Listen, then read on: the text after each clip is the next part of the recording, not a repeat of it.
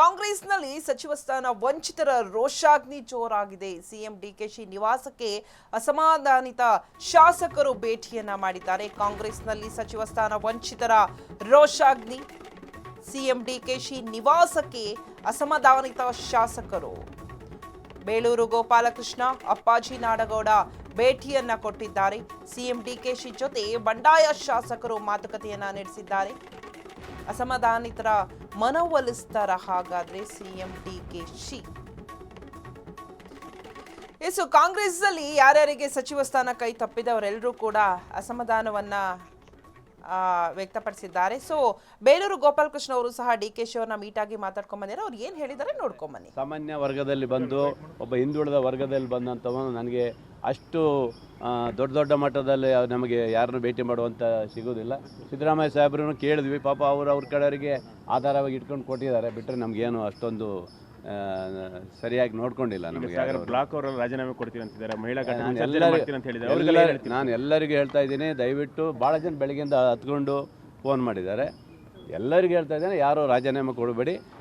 ಮಾನ್ಯ ಮುಖ್ಯಮಂತ್ರಿಗಳಿಗೋಸ್ಕರ, ಕಾಂಗ್ರೆಸ್ ಪಕ್ಷಕ್ಕೋಸ್ಕರ. ಯಾಕಂದರೆ ನಾವು 3 ವರ್ಷದಲ್ಲಿ ಯಾವುದೇ ಕಾಂಟ್ರವರ್ಸಿ ಮಾಡಲಿಲ್ಲ, ಯಾವುದೇ ಭಿನ್ನಮತ ಮಾಡಲಿಲ್ಲ, ಯಾವುದೇ ಒಂದು ಸಣ್ಣ ಚಟುವಟಿಕೆಯನ್ನು ನಾವು ಮಾಡಲಿಲ್ಲ. ಅದಕ್ಕೋಸ್ಕರ ಪಕ್ಷಕ್ಕಾಗಿ, ಪಕ್ಷ ನಿಷ್ಠೆಗೋಸ್ಕರ ಮಾನ್ಯ ಮುಖ್ಯಮಂತ್ರಿಗಳು ಏನು ಹೇಳಿದ್ದಾರೆ ಅವರಿಗೋಸ್ಕರ ನಾನು ನಿಷ್ಠೆಯಿಂದ ಪಕ್ಷದಲ್ಲಿ ಇರ್ತೀನಿ.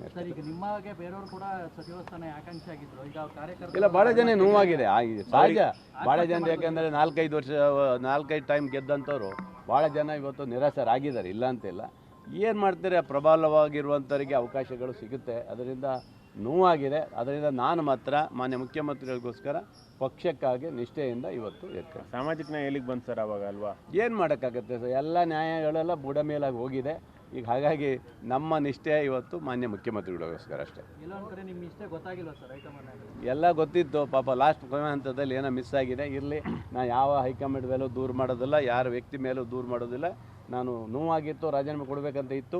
ಮಾನ್ಯ ಮುಖ್ಯಮಂತ್ರಿಗಳಿಗೋಸ್ಕರ ಇವತ್ತೆಲ್ಲವನ್ನು ಬಿಟ್ಟು ಪಕ್ಷಕ್ಕಾಗಿ ನಮ್ಮ ಮುಖ್ಯಮಂತ್ರಿಗಳಿಗೋಸ್ಕರ ನಿಷ್ಠೆಯಿಂದ ಕಾರ್ಯಕರ್ತನ ಕೆಲಸ ಮಾಡಿ. ಕ್ಷೇತ್ರದಲ್ಲಿ ಜೋರಾಗಿ ಮಳೆ ಆಗ್ತಿದೆ, ಗುಡ್ಡ ಕುಸಿತ ಕೂಡ ನಿಮ್ಮ ಕ್ಷೇತ್ರದಲ್ಲಿ ಆಗಿದೆ. ನನ್ನ ಕ್ಷೇತ್ರದ ತೀರ್ಥಹಳ್ಳಿಯಲ್ಲಾಗಿದೆ, ನನ್ನ ಕ್ಷೇತ್ರದಲ್ಲಿ ಆಗಿಲ್ಲ.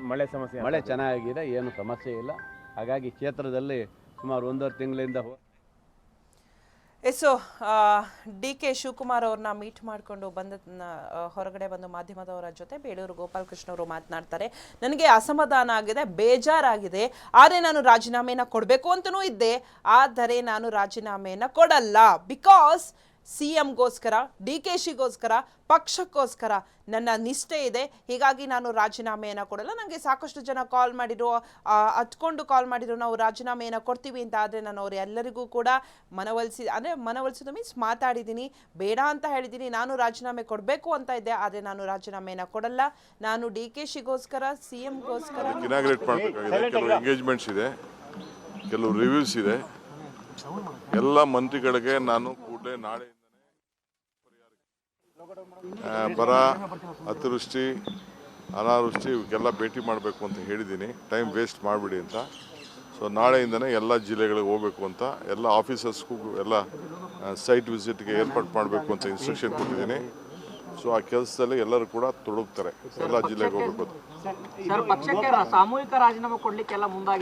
ಯಾರು ನೋಡಿ, ರಾಜೀನಾಮೆ ಕೊಡೋರು ಇವೆಲ್ಲ ರಾಜಕೀಯದಲ್ಲಿ ನಡೀತಾ ಇರೋದೆ.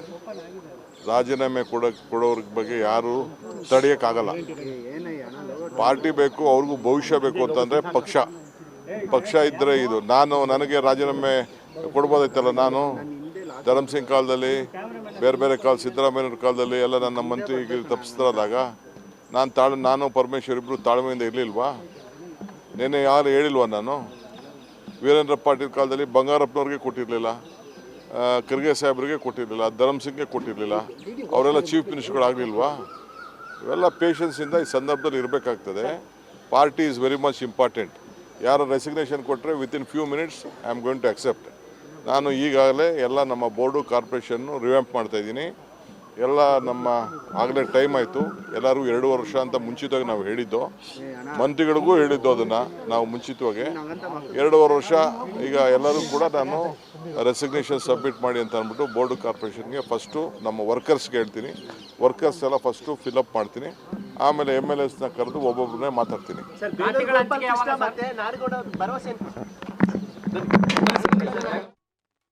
ಡಿ ಕೆ ಶಿವಕುಮಾರ್ ಅವರು ಮಾತನಾಡ್ತಾ ಹೇಳ್ತಾ ಇದ್ರು, ಪಕ್ಷಕ್ಕೋಸ್ಕರ ಕೆಲಸ ಮಾಡಿ ನನಗೂ ಕೂಡ ಮೊದಲ ಬಾರಿಗೆ ತಪ್ಪೋಗಿತ್ತು, ಧರ್ಮಸಿಂಗ್ ಕಾಲದಲ್ಲೂ ಕೂಡ ತಪ್ಪೋಗಿತ್ತು, ನಾನೇನಾದರೂ ರಿಸೈನ್ ಮಾಡಿದ್ನ, ಸಿದ್ದರಾಮಯ್ಯ ಕಾಲದಲ್ಲೂ ನನಗೆ ಸಿಕ್ಕಿರಲಿಲ್ಲ, ಆದರೆ ರಿಸೈನ್ ಮಾಡಿದ್ನ ಇಲ್ಲ, ಪಕ್ಷಕ್ಕೋಸ್ಕರ ಕೆಲಸವನ್ನು ನಾನು ಮಾಡಿದ್ದೀನಿ.